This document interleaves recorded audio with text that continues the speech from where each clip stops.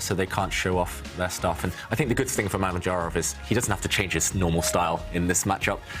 He can just play his normal chess because that leads to chaos anyway. And in a must-win situation, or almost must-win at this point, yeah, why not just stick to your normal openings? And Magnus chooses the Slav defense. The Slav defense has scored very badly, actually, throughout the tour. That's one thing we've noticed looking at the statistics. And, OK, just playing the triangle. I am. And Shak actually not playing his beloved G3 move. He likes to fianchetto the bishop. And instead, we have something very mainstream. And it's a very solid position that Black has. This is a difficult nut to crack. I've been studying this for a long time, and I don't find an advantage for White at all. Yeah, Magnus looks a bit confused. He's kind of looking around. He's like frowning slightly. What is going on? But I think that's just because White's bishop move is not the most common. Normally, White's bishop, if it wants to move, moves 2 squares, or the White queen shuffles across 1 square. Yeah, having said that, it's a very trendy line, and it was recently recommended by Sam Shankland in his opening repertoire course. And the whole idea is that if Black were to capture the pawn on c4, White is not obliged to take it with the bishop. You can take the time out to make some other moves. Yeah, so I mean, if Sam Shankland's recommended it, then all of the top players will have taken note. He's renowned as an opening expert. So, OK, Mamedyarov is the first to have surprised Magnus Carlsen. That's a big gain. That's, again, a positive of the White pieces in chess at all levels, but especially at the top level, where the surprise factor is so vital. The top players, they're so good, they often neutralise each other, cancel each other out, unless you can cause a big surprise in the opening. And looks like Magnus is the first to think. I'm expecting Black's dark square bishop to move, Black to try and castle as quickly as possible, but obviously very flexible. Lots of tempting options at this point. And Mamedyarov, yeah, I think the one thing he needs to change and improve on the last game is his clock usage. That was his real downfall. The position was tough in the last game. It was really hard to navigate, but if you have 1 minute left, story of my life, when you have 1 minute left on the clock, things fall apart on the board, especially against the top players who will, they're sharks, they will target you, they'll smell that blood in the water. I would like to say that happens to most people except my co-host David, who actually plays fantastic chess with seconds left on the clock. I'm getting older, it's harder to well, manage. A little birdie told me that in the Norwegian league, you left it with 1 second on the clock. That's again, story of my life. Riding on the edge. And Magnus actually reacting in a slightly unconventional way. I mean, it's slightly unconventional because normally Black is actually developing the dark square bishop. But this is all normal as long as the dark square bishop actually develops 2 squares forward. And Mamedyarov playing some very trendy ideas here, moving the A pawn forward. That's partly aimed at clamping down so Black can't push any pawns on that left flank, but also, if given the time, there is the opportunity maybe to push the White A pawn even further. There is a clear target, Black's light squared bishop. If that White A pawn steps once and then again, that Black bishop will be kicked home. And White is ahead in development, remember. White is the first to have castled. So Magnus may be facing some early questions. Black is still rock solid, though. And I don't know if I should confess this, but I once had a conversation with Magnus on a train, and I was like, oh, my openings are so bad, I have nothing against 1d4. And he was like, just wing it, just play this setup and just freestyle. And he was like, oh, you can't really go that wrong. So he's actually putting his money where his mouth is, and he's following his own advice, playing this opening setup as Black. Yeah, I kind of, again, I would nearly agree with that statement. I would say you can't nearly go wrong, but you have to have an answer to the breakthrough, that White's breakthrough, which would be e3, e4. If you have an answer to that, then you're good. Yeah. And there you see Magnus actually didn't develop his bishop 2 squares forward. He went all the way to b4. And the whole idea is that, yes, it kind of takes advantage of a great square that's now become available, but also it prevents White from breaking out in the center with his desired e3, e4 break. Yeah, maybe we can show this pawn break, because that will be a theme, quite likely, of the upcoming middle game. So here, Black has just planted his bishop on a nice outpost. If he'd chosen maybe a more logical square or a more traditional square, at least one of these two, as you mentioned, Ivanka, then White may, for example, move the queen. Black may castle. And now this is the key break. opening up the center, opening up this bishop to come to a very active square. And if we do, for example, see a bunch of exchanges in the middle of the board, then you can actually reach this pawn structure from a lot of different openings. But white is supposed to have a small advantage because these two control a lot of space. Black is a bit cramped. Black is solid, but yeah, it's harder to break out. So by planting his bishop on this square, as he has done Magnus, he's made it incredibly difficult for white to play that e4 break that you mentioned, Ivanka. So, OK, Mamedyarov knows that if he ever tries to push this pawn, the knight might be captured. So he gives it some extra protection. Black's bishop undefended as well, so you've got to watch out for some tactics along this diagonal. If the bishop is no longer defended, yeah, I mean, I would be tempted to just move my queen now to protect it, for example. Yeah, that would be a good advice as well, because otherwise, like you hinted, that knight takes pawn is in the air. Yeah, knight takes pawn. The whole idea is, yes, you give up your knight, but if it's captured, then black's bishop will fall. And another key detail is that if the black bishop captures white's bishop, this knight is in time to save itself with an in-between move, a check, first of all. And when the knight is captured, white regains the bishop and has won a pawn in the process. But Magnus, OK, he's continuing to surprise me, at least. Every single move in this position, he simply captured a pawn. And after it was recaptured, he castled. He's getting ready to break out temporarily. White has more space in the center. White has a small advantage there. But no time, again, to push, because if you push, then the knight will be captured, and the pawn in the middle will no longer be supported. Wow, this is, I'm learning, I must say. This is something I've never really seen before, what Magnus is doing. And it looks like he's got a very healthy position. If white can't push in the center, for example, if white has to move, then black breaks. This bishop suddenly is a free piece. It's looking down at a great diagonal. Yeah, that's the kind of MVP in these positions. If you get that bishop liberated, it's the most amazing thing in the world. In return, white can't really stop that pawn break, so they have to take precautions. They have to actually just prepare for this opening and move the queen to the center, move the rooks to the center, and start asking black, what are you going to do about your queen? Where are you going to put where are you going to place her, is what I wanted to say. Yeah. And still, very tense battle. I have to say, I don't think black is like 100% equal. I think white still has like something that we call a niggle. But it's very, very slight, and it could just evaporate within the next few moves. That's the thing. For example, if we do see the white rook move across, OK, he has chosen this queen move, but I'm assuming Magnus will break out by pushing his pawn. There we go. We have just seen that. For example, a situation like this, if we do see a trade of pawns in the center, it's almost symmetrical now in terms of structure. And that's where it could evaporate, as you mentioned, Ivanka. Things could disappear. If all the pieces get traded off, no way to create any pawn breaks. And it's just very balanced. So I'm expecting Magnus maybe not to rush. Magnus is known for liking to keep the tension. And I'm expecting him maybe just to move his queen out the way. Again, that would be very logical. Almost playing copycat, doing what white did a few moves ago. You never want a queen opposite a rook. So, yeah, you want to move her to safety. Yeah, very tense. Despite the fact that there's still some life left in the position, I do feel that Magnus, he survived the worst. And it's not necessarily a Mamedyarov type of position. Black's king is super safe. And Mamedyarov, he's always trained his eye to look at the opponent's king. He'll be a bit frustrated with the outcome of this opening. Oof. No direct attack? No direct attack, but still, very interesting position brewing. And whilst Magnus is thinking about what to play, well, we do have an appreciation tweet from Hans Solo, who actually earlier on played Magnus because he was the first winner of the NFT. And he says, every chess fan's wildest dreams. Thank you, Champs Chess Tour, for making this happen. Keep building, and I hope to see you guys again in Singapore for a rematch. Oh, that would be so cool. That would be very cool. A tournament in Singapore. I know, and have it in the Bay Towers, I think it's called. Marina Bay Sands. Oh, Marina Bay Sands. I've actually been there. Have you? I stayed in that hotel one night. It was incredible.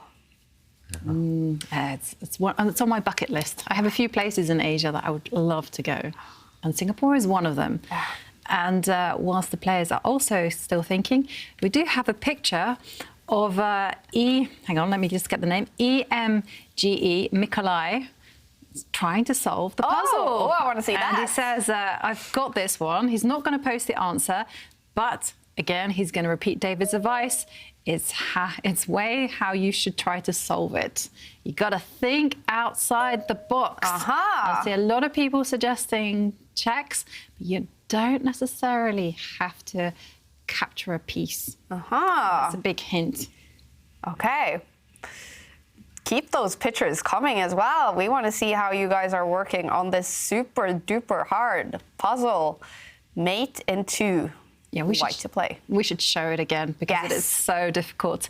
And let's bring up that puzzle one more time. And if you have a phone, for example, near you, take a picture of it when it comes up here on the screen. White to play, mate in 2. It's such a difficult puzzle, but it's so much fun to sit together and try to solve it. Yeah, I see a lot of people just saying that they they spent 25 minutes trying to solve it. They abandoned their quantum physics assignment. Okay, we have some smart people working on this. We do. And I can say they got that one right. We have a lot of people also confidently suggesting checks. And again, you have to think about all of Black's replies. Don't just go for the most obvious. And remember, mate in 2, white to play, and it's a beautiful one. Yeah, you need some finesse, you need some sophistication. You can't just do it by brute force, unfortunately, in this puzzle. It's not the typical puzzle where it's like you give a check, follow up with an easy mate. This one, you need to be very, very sneaky. But yeah, well done to those of you who have solved it already at home without checking an engine.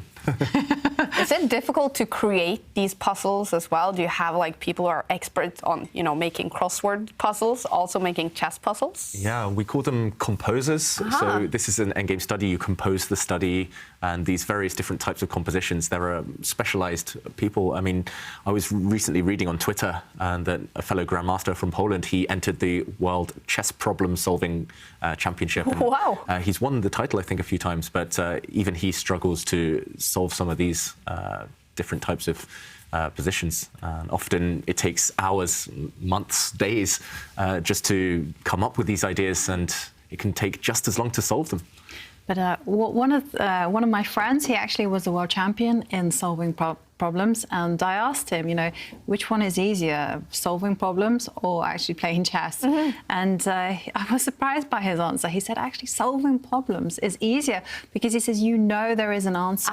That's true. And once you've kind of figured out certain solving patterns, things become a lot more standard. But in chess, anything goes. You don't have any help. It's just you and your brain.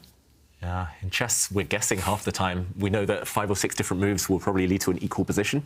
We just have to pick one, and we have to try and plan accordingly. But yeah, in puzzles, at least, you know, okay, it's white to play and mate in 2. You know there is a win. It might take you 5 hours to solve, but eventually you'll get there. And yeah, I'm hoping it doesn't take the viewers at home that long, though. Keep studying those assignments. Don't let us distract you too much. Again, I do love the honesty of our audience. A few of them are going, oh, God bless the engine. And other ones like, oh, easy peasy with hands, stockfish. Well, if you're admitting to it. Yeah, as long as you admit to it, I think it's, well, it's okay. It's okay. But it takes all the fun away. Don't use computers for this. Yeah, I mean, just have a go. Have a go at solving it. You know, involve all your friends, and it's a lot of fun. And go to have a nap on it. This is also something that I once did. You know, I had like a 10-minute nap, and then I was like, this is the answer. And then I was like, okay. Best feeling, right? Yeah, it is a eureka moment when you solve a puzzle. When you play a good game as well, you feel on top of the world. Yeah, and meanwhile, Mamedyarov, he's playing very ambitiously. It wasn't his type of position, I said, but he's trying to make it his type of position, and he's pushed forward in the centre with a pawn. That requires some calculation. It is a temporary pawn sacrifice, but I don't think Magnus should get tempted. I don't think you should capture this pawn in the centre of the board. And let's show what Magnus is calculating right now. He's got 10 minutes.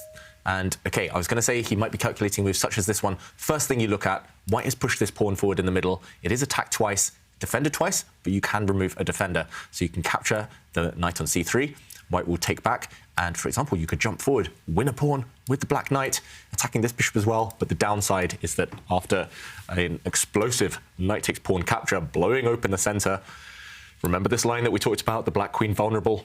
then pawn takes knight. This would be a deadly check. Suddenly the black king is hit. It has to run to the corner, and rook takes knight. White regains the material with interest.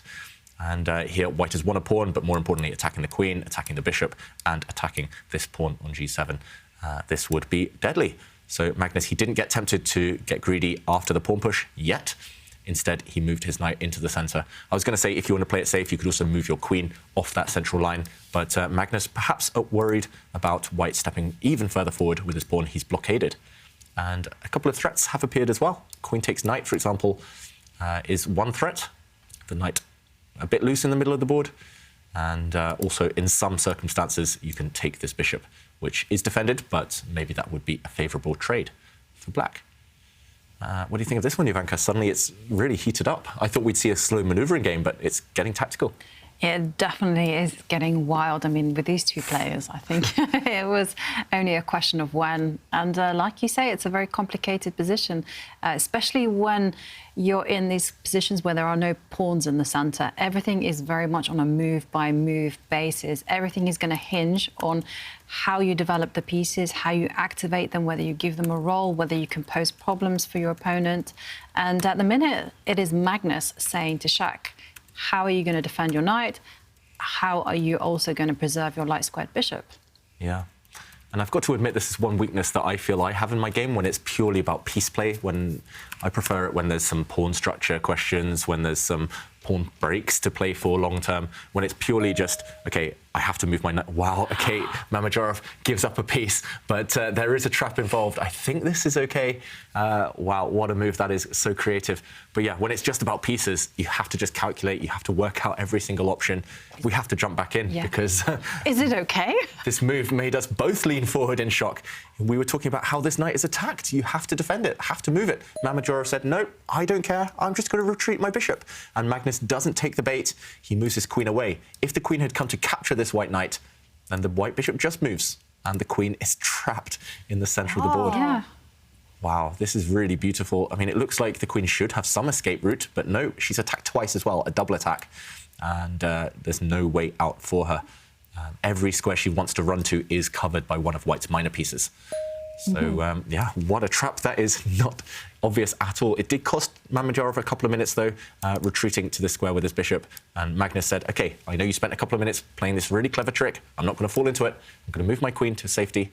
And this has, however, given Mamedyarov time to push his pawn. So now this wall of pawns blocks out the effect of black's light-squared bishop. This is quite a nice formation against this piece.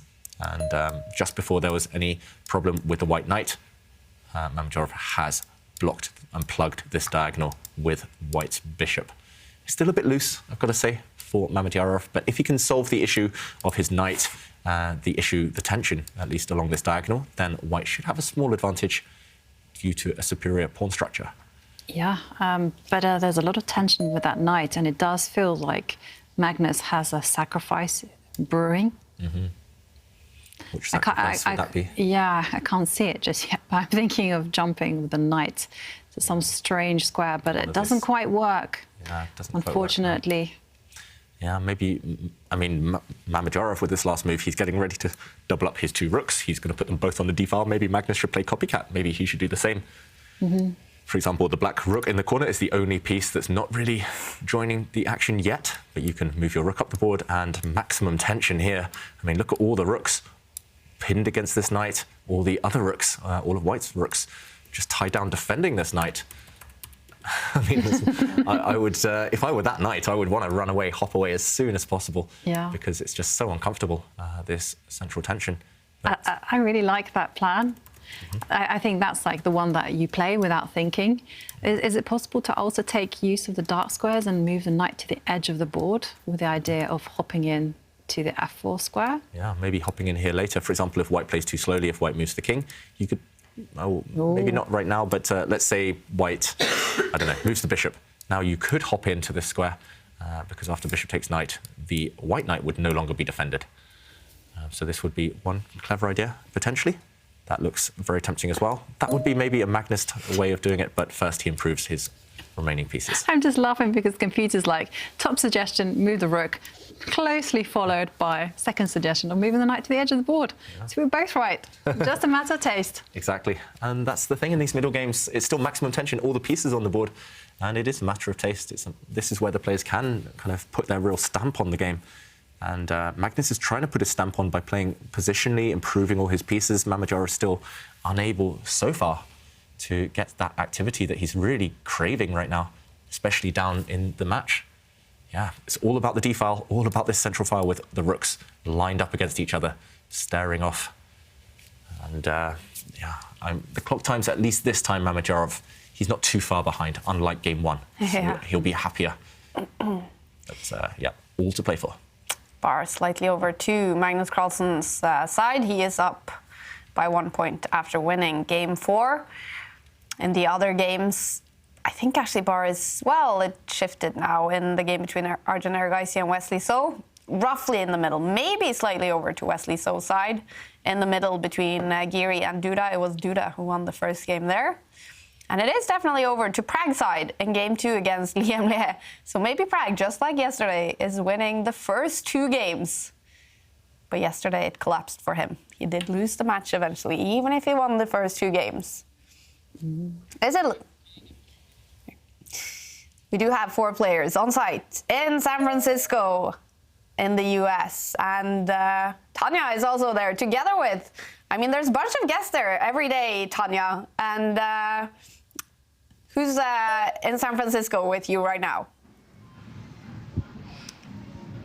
Kaya, I've got a player with me, a very special player. She's somebody who is the youngest in the world to ever beat a grandmaster. She did that when she was just 10 years old. Not just that, she's one of the top junior players in the country. It's Carissa. Carissa, welcome. Hi, thanks for having me. We're so excited to have you here with us, and we see you're here with a bunch of friends. I want to ask you that, Carissa, there's Abhimanyu Mishra, the youngest grandmaster from here. You're a player who beat a grandmaster when you were all of 10. The chess fever is on in the United States. Oh yeah, for sure. I feel like it's kind of a result of Queen's Gambit, but that's already been said a ton of times, so. You mentioned Queen's Gambit, but you also think that over the last couple of years with streaming and just becoming this e-sport, that's helped as well? Oh yeah, for sure. I wouldn't say I followed along super closely with chess online, so I can't say too much on that. But I would say like esports, like the Champions Chess Tour, everything like that has been doing a lot for chess, so. Have you been following the tour closely? Honestly, I haven't been following super closely. I'm gonna be really honest with you. I've mostly been focusing on school and stuff. You mentioned about school and you're studying at Stanford. What's that like, being a top junior player and having to manage a college?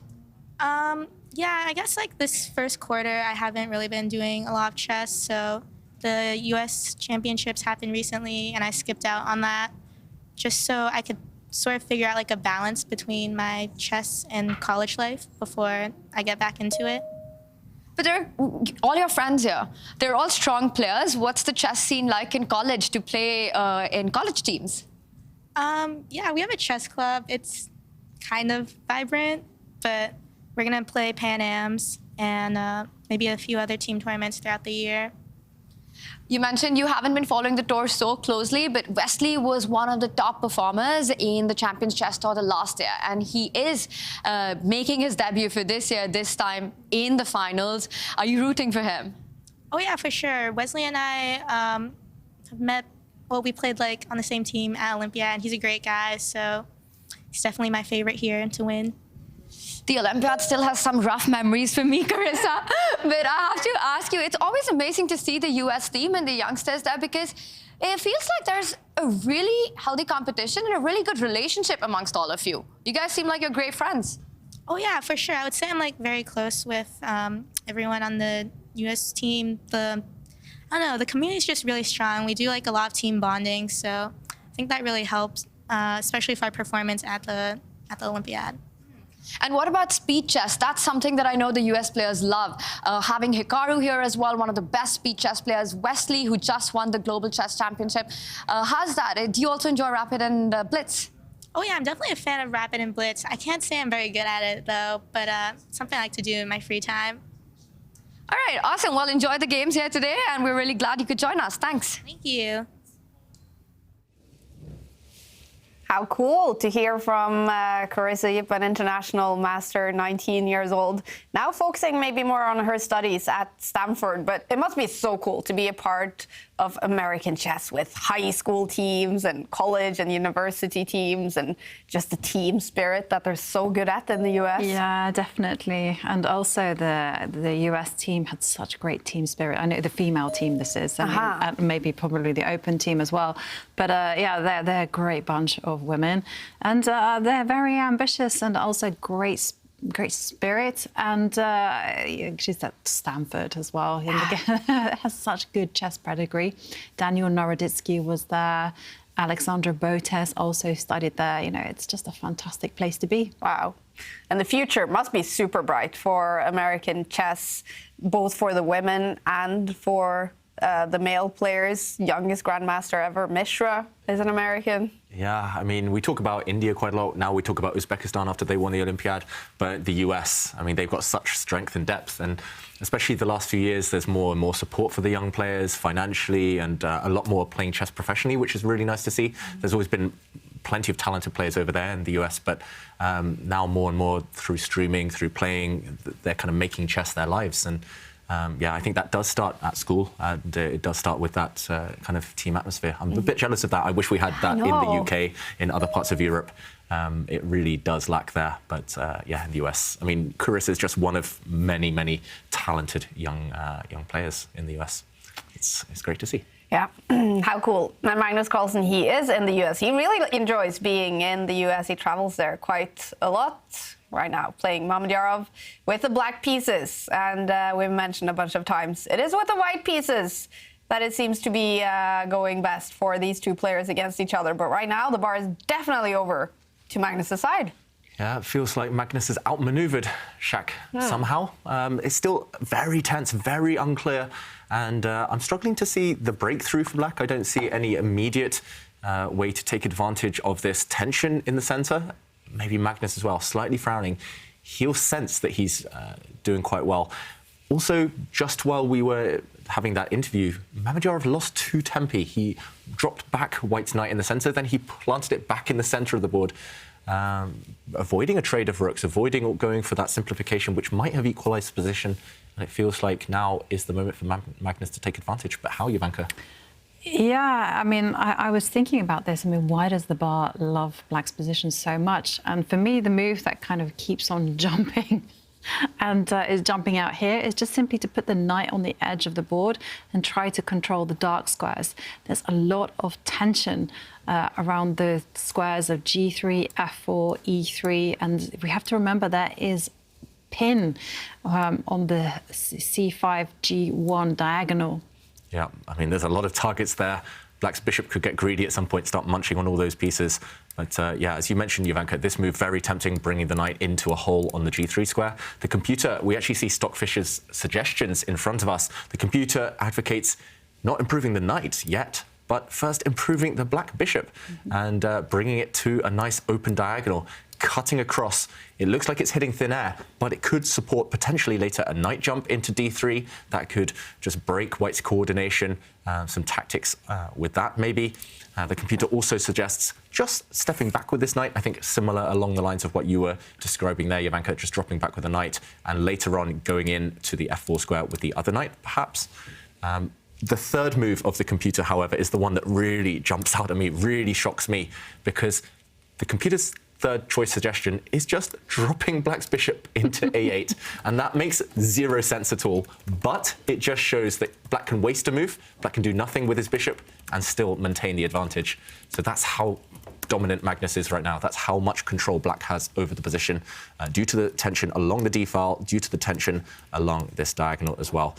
Both of those lines are very uncomfortable for White, and it's not easy to break out. And Magnus, he goes for your move, arguably the most tempting, most natural move in the position. He improves his knight. Yeah, he improves his knight. I was going to say that move the bishop to the corner of the board, just ignoring that pawn is up for grabs on h4 and just go, yeah, I'm still much, much better.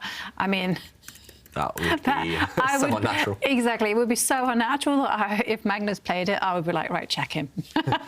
Something is fishy. Let's search. Yeah, exactly. Let's scan him for outside assistance. Yeah. But he didn't play that odd-looking computer move. Instead, he brought his knight to the edge. And again, we see the computer suggestions. But look at this. Now, the margin for error, it's a bit like game one of the day. Shak has only one move to stay alive. And it is the most natural move in the position, but it is also very committal.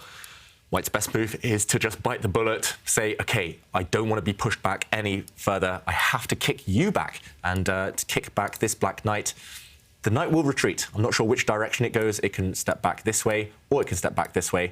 And in either case, at least now, White would have a chance maybe to push forward, to start playing against the black king, to start opening things up. This is Shak's style, but 2 minutes left on the clock. He hasn't had his way today. It does look weakening. So will he hesitate? Will he miss the moment to push this f-pawn forward? Everything else as we see, for example, bringing White's knight to this nice outpost, shuffling White's king into the corner, that would be bad. That would be very strong for black. And OK, Shak does find it, and Magnus doesn't even hesitate between this choice. He drops back to undermine White's stronghold in the center. It's looking good for black, but Mamedyarov did find the best defense. And now he has a variety of moves. It's all about this knight in the center. He has to move it, and the computer reflects that. Either you drop back this way, maybe a bit unnatural, looks like you're going the wrong direction away from your king, or the other top two moves, maybe the most natural, capturing a set of knights, trading pieces off the board, or stepping back towards the white king with the knight. What do you think he'll play, Ivanka? I think he's actually going to retreat the knight, this last move, moving it to f3, attacking a pawn, because I have to say the position, despite all appearances, I think it's still incredibly unpleasant for White. I mean, even if you trade off all the pieces, Black's pieces are just so great. I mean, they has pressure on the dark squares. The f4 pawn is weak. And to me, this is a fantastic position. I would be very positive about winning it if I were playing on the dark side. But then again... On the dark side. On the dark side, yeah, I know. No Jedi here. No. Yeah, and I agree, Ivanka. Even this position that we're showing on the analysis board, even if all the rooks come off, it's still domination for black. For example, the dark squared bishop with this tension, if you trade those off as well. Magnus, remember, he's an endgame master, but he would be happy to trade off the queens. And it's all to do with this one weakness. It's just this f4 pawn. There's no way to defend it. No good way, at least, because the knight is attacking. You can't step forward. You can't defend with a pawn. You have to drop back with your knight. But then suddenly this pawn on the edge of the board drops off. And yes, this is 7 moves down the line, 6, 7 moves down the line. But every move would be a capture. Every move would be forced if Mamedyarov starts by trading knights. And he doesn't trade off knights. That variation would have begun with knight takes knight. He does find the computer's best move, but he is heading in the wrong direction with his knight. And now look at this poor piece, this poor bishop on the edge of the board. It's a block of wood right now. It needs a few moves to get back into the game. Yeah, and what's also super concerning is that the position is still sharp, still lots of tactical possibilities, and Shak has just over 30 seconds on the clock. Oh, it's getting tough. Yeah, and I remember game one, not only did he make mistakes when low on time, but he didn't even try to defend. So he was worse in that endgame. He was probably losing, but he just resigned. He just gave up. Because he feels really uncomfortable, Shak, especially when Magnus has so much time to maneuver with and to cook up these dangerous ideas. I think we'll see a few exchanges. I think we might see something similar to that line that we just showed with rooks coming off the board, bishops coming off the board. It's just about whether Magnus can start to attack some weaknesses in the white camp. White's king is the weaker of the two as well, remember, and that's not a situation that Mamedyarov is used to. He doesn't like his king being the target. Struggling today, Mamedyarov, but what can you say about Magnus Carlsen today? Is this just him really on fire? So far, so good for Magnus. Yeah, it feels like day one, he won against Wesley So, but it was a bit shaky. Day two, he controlled things against Erigaisi, 1 or 2 small slips, but today, no mistakes so far from Magnus. Not even a small inaccuracy yet. He's outplayed Mamedyarov with black. No mean feat, no easy achievement. It just seems to me like it's a very smart opening choice. He seems to have gauged how Mamedyarov plays. He seems to have understood the weaknesses and the strengths, and he's just chosen very good openings. Mm-hmm. 1 set of rooks have left the board. I'm expecting a second set to also disappear in the next move or two. Me too. I'm also expecting a black knight to spring forward to the b4 square. It's very difficult to come up with an attacking plan for Mamedyarov. I mean, there is one hope, and that is the queen is attacking the b6 pawn. Yeah, white's queen does have some targets. The problem is white's queen is also required in the defence. Exactly, so if she yeah. gets greedy and goes off to take some of black's queenside pawns, then there might be, yeah, she might leave weaknesses behind. Magnus, 3.5 minutes. Yeah, I think taking a set of rooks off would make sense. Black's knight, as you mentioned, both the black knights have nice outposts to come into and sit on. And if you look at the dark squares, actually, a lot of black's pawns, especially on the wings, they're on dark squares, and white has no control over the squares they cover. White's light squared bishop is far from happy, and the dark squared bishops have disappeared. So on the dark squares, black, I think that's where he wants to make his invasion. And, yeah, okay, Mamedyarov waiting for Magnus's move. What do you think? Yeah, I was just thinking, ironically enough, some of the best moves in the position would be actually retreating white's pawns. You know, step back with the A pawn, step back with the F pawn. Yeah. Then the position would actually be completely level. Especially the white F pawn. You want it back on F2, protecting white's king. Yeah, I agree, actually. If anyone, white would be better if white's pawns could retreat somehow, but pawns can never retreat. And, OK, black's queen slides across. So dual purpose move. Firstly, black defends all the pawns over there on the left flank, but also look at that F4 pawn, black on the diagonal, black's queen, adding pressure. That's a nice sneaky move as well, especially when your opponent's in time trouble. You want to set little traps, little threats, and the more you create threats move by move, the more likely it is that they will walk into something nasty. And OK, Mamedyarov, now this is true Mamedyarov. He's trying, rather than defend passively, which a lot of us would have done, he's trying to open up lines, and indirectly, if there's a trade of pawns on this f5 square, white's light squared bishop, suddenly it's on the same diagonal as black's king. It might open up. It's a great move. It's asking Magnus a question. How is he going to defend it? And he does actually trade off pawns. Perhaps he was forced, but it does feel like this is playing into Mamedyarov's plans. Yeah, white's knight, for example, has access to this beautiful outpost on d5. I don't think you want to jump in right now. I'm not sure whether you can. Maybe you just have to take the time out to go and recapture a pawn. Shak is down to 13 seconds. That might be the key factor in the position. Why is he not capturing the pawn? Is he afraid of... OK, finally he plays it. 19 seconds left on the clock. I expected it to be instantaneous. Yeah. What could he have been thinking about? Yeah, I think he's just not in the flow yet. Mamedyarov today, he's just started a bit tentatively, just negatively, just too slow, not trusting his instincts. He should trust his instincts. He's beaten Magnus a few times this season already. He is capable. Yeah, that's the type of move. It's automatic. You play it in 1 second. You build that time up for later. But it took him a while. And Magnus now, I'm expecting maybe that trade of rooks finally to happen. That tension is almost unbearable now. And also black's knight to jump away from blocking black's bishop on that left flank.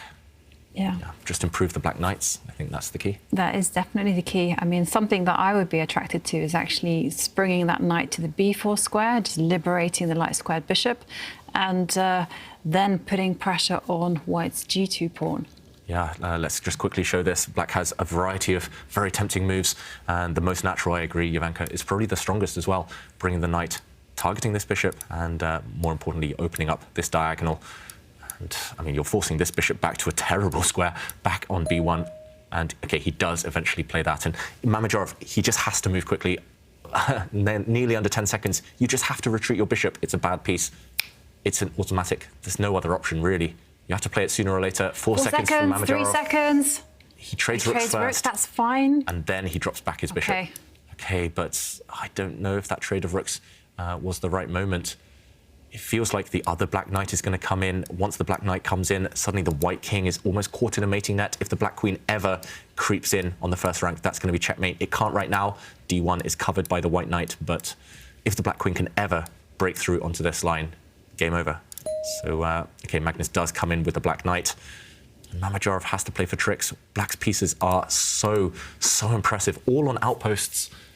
Can he hold the fort with 10 seconds, Mamedyarov? We're going to keep asking ourselves that question. He's trying to counterattack. Wow, pushing his pawn forward. This pawn is poisoned. If the black queen takes this pawn, then the white queen gets to the 8th rank, and actually the black king is trapped. Okay, that's a clever move. It is a clever move, but at the same time, it feels like a very committal move because after pawn takes pawn, white is going to have to throw some action. And at the same time, can you do that? And Magnus has the time to calculate everything because, like you say, both kings now in mortal danger, and he has captured the pawn. And I guess maybe Shak is in his element, actually. Yeah. He knows it's not about moving the queen to the right side. It's actually about introducing all the pieces to the attack. And he centralizes the knight. Yeah, at least for Shak, he has, for the first time in the game, a target, and that is the black king. So yes, he's gone down a pawn, but black's doubled f-pawns don't make a great impression, and the black king is a bit more airy than it was earlier in the game. So yeah, despite the fact that he's a pawn down, I think this was the only chance for him. And you mentioned being in his element. I think at least Magnus will start to have a little bit of doubt in the back of his mind for the first time. Yeah, has ticked under the minute as well, Magnus. Yes, and okay, he improves the black queen. So now there is one queen check. White's queen can go to the top of the board with a check, but the black king, I think, is just safe to move. And he's coming close to the 10-second mark. Oh, he's riding his luck here. I mean, the big question for Shak is how is he going to stop the black king from finding safety? And he just throws his knight forward. This knight can be traded off. Yeah. Black's knight can just go back and recapture. Is Magnus maybe just going to switch from trying to go for the white king? Is he going to switch to an endgame now? Because he is a pawn up, remember? For sure. Yeah, I think that's just maybe the safer strategy against Mamedyarov. Before things start to turn too much in white's favour, get rid of this white knight. Knights on f5 should not be allowed to survive. So, okay, a knight trade. And Magnus saying, let's get the queens off. Shak saying, no, you're a pawn up. I can't allow that. Magnus saying, let's get the knights off. And that also makes sense. Black's knight was no longer really threatening anything. Recentralizing it. He can kind of bully white, because if you imagine the queens and knights coming off the board, in terms of pawn structure, black, not just a pawn up, but black is winning because a lot of white's pawns are on light squares, and black has a light squared bishop to target those. Mamedyarov, okay, under 10 seconds, under 5 seconds now. 4 seconds. He has to move the knight. He trades off. He does trade off the pieces, but his position starts becoming very, very shaky. I mean, he can barely move. Yeah. His queen is forced to defend the e1 square. This is why he retreats the bishop. But this is Magnus's type of position. All he has to do is think about defending the h4 pawn. And if he doesn't need to do that, then he can just step forward with a king. Yeah. If Magnus can get the queens off as well, the endgame is completely winning for black. Just the extra pawn will count. And yeah, that perfect coordination of black's pawns on dark squares, white's pawns on light squares, it suits the black bishop more than its counterpart. I'm expecting Magnus, yeah, just to move the queen, maybe defend a pawn. He can maybe offer a queen exchange as well. I think this is what Magnus is calculating, the black queen coming to the g3 square, trying to force the queens off the board. That's either very good, or it might lead to an endgame that Shak can hold. So Magnus, sorry, he has to work that out. Now Magnus down to 15 seconds. Suddenly it's a race against time. He's now down to 10 seconds. I predict that he's simply going to defend the pawn, keep it simple. And no, he retreats his bishop. Okay, stepping back with his bishop. I don't know if Mamedyarov can get greedy now. Maybe he can. White's queen had a choice. Maybe it could have gone to capture a pawn, but Mamedyarov just defends everything. And again, Magnus, he has to try and get the queens off, I feel. That must be what black's best winning bet. Before white's queen gets active, 5 seconds again for the world number one, and now he goes for the queen exchange. Mamedyarov, maybe he has to allow it. If you don't go for the queen exchange, then, okay, this is a problem. Black's queen is getting greedy, grabbing some pawns. And, well, now is the time for the white queen to get greedy and grab a pawn and check on the board. Oh. King goes to the corner. But there's queen takes pawn. Yeah, black's queen can just take white's pawn on the h3 square. The pawn on g2 is pinned. Magnus can win a pawn for free. He doesn't spot it. He could have repeated the position and won a pawn in the process. Mutual blindness there. It's still winning for black. It's still good for black because he has 2 passed pawns on the queen side, but he could have ended the game there and then. Whoa. Okay, this is nerves now from both players, and understandably, it's been a really, really dramatic topsy-turvy game. And Magnus now, his bishop's under attack from the white queen on the 4th rank. The black bishop steps back 1 square, allowing some checks. That is, yeah, playing with fire slightly.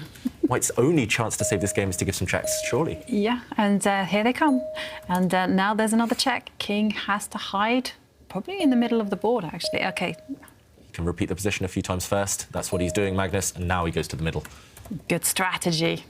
And Magnus, he's going to be relieved that Black's queen defends a very important pawn over there on b6. And at some point, either Black's queen or bishop will leap back to block some checks. Yeah, as long as Black's king hides on dark squares, it should be safe. Totally safe, and just look how well centralized the queen on e3 is. I mean, she is in the perfect square. King is hiding on the f6 square. If there's a check, it can easily be blocked. Yeah, and it will be blocked. I think we will see that on the board in a moment. Mamedyarov looking away, head in hands now. Yeah, puffing out his cheeks. He knows that this one is gone. He's facing Magnus. Anyone else in the world, you probably play on. You probably believe in your chances. But do we see another early resignation? And we do. Mamedyarov throws in the towel for the second time today. He goes up by 2 points now. Magnus Carlsen winning now with the black pieces, surprisingly, against Shakhriyar and Mamedyarov.